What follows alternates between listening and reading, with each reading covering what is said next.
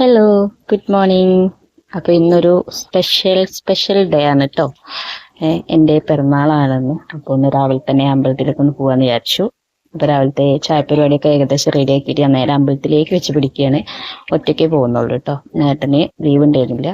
അപ്പോൾ മക്കളെയും കൊണ്ടോട്ടാ വിചാരിച്ചു. അങ്ങനെ നടന്നാ പോണത്. അപ്പോൾ രാവിലെ തന്നെ ചിലപ്പോൾ അവർ നടക്കില്ല.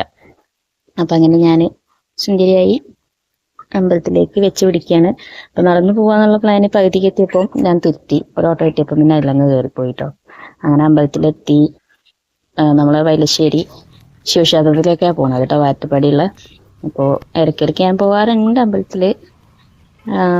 പക്ഷെ എല്ലാ മാസമൊക്കെ അമ്പലത്തിൽ പോകണമെന്ന് വിചാരിക്കുന്ന ആളാണ് ഞാൻ, പക്ഷെ നടക്കാറില്ല.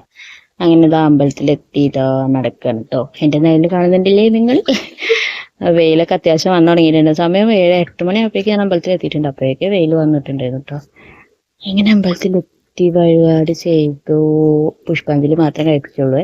സാധാരണ എല്ലാവരുടെ പേരും കഴിപ്പിക്കാറുണ്ട്, ശരി ഞാൻ എൻ്റെ പേരിൽ മാത്രം കഴിപ്പിച്ചുള്ളൂ.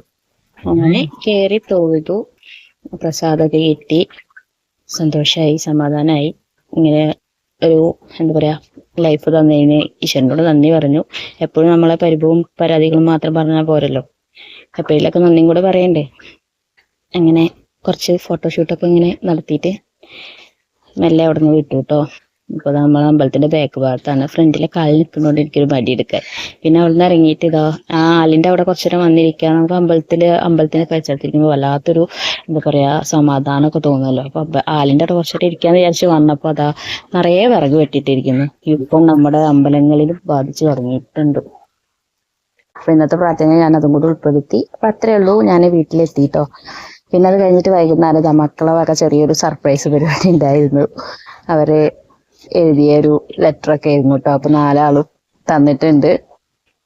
അപ്പോൾ അതൊക്കെ പൊട്ടിച്ചപ്പോൾ അവർക്ക് വീഡിയോ എടുക്കണം എന്നാണ് അപ്പോൾ എടുത്തതാട്ടോ. അവരെ സന്തോഷമല്ലേ. അങ്ങനെ എല്ലാവരും ഹാപ്പി ബർത്ത്ഡേ അമ്മായി എന്നുള്ള വിഷ് തന്നെയാണ് കാര്യമായിട്ടുള്ളത് കേട്ടോ. പിന്നെ ഞാനും അവർ നിൽക്കുന്ന ഒരു ചിത്രം അവർ വരച്ചിട്ടുണ്ട്. അപ്പോൾ അതന്നെ വലിയൊരു സന്തോഷം അല്ലേ. ഗിഫ്റ്റും ഇതൊന്നും വാങ്ങാനുള്ള പ്രായം കാര്യങ്ങളും അവർക്ക് ആയിട്ടില്ലല്ലോ. അപ്പോൾ അവരെ പ്രായത്തിനനുസരിച്ചുള്ള ഒരു നല്ല ഗിഫ്റ്റ് ആയിരുന്നു. എനിക്ക് ഒരുപാട് സന്തോഷമായി. എനിക്ക് ഇന്ന് കിട്ടിയ ആദ്യത്തെ ഗിഫ്റ്റാണ്. എന്തായാലും 4 എണ്ണം ഒന്നിച്ച് കിട്ടിയപ്പോൾ ഭയങ്കര സന്തോഷം. അതിൽ ചിത്രങ്ങളൊക്കെ ഉണ്ട്. അപ്പം എൻ്റെ മക്കൾ വന്ന ഗിഫ്റ്റൊക്കെ ആയിട്ട് ഇന്നത്തെ ദിവസം അടിപൊളിയായി. അപ്പോൾ അത്രയേ ഉള്ളൂ ഇന്നത്തെ വീഡിയോസ്.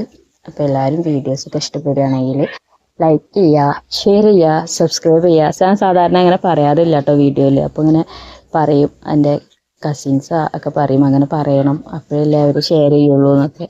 എനിക്കറിയില്ല അങ്ങനെ പറഞ്ഞാലേ ഷെയർ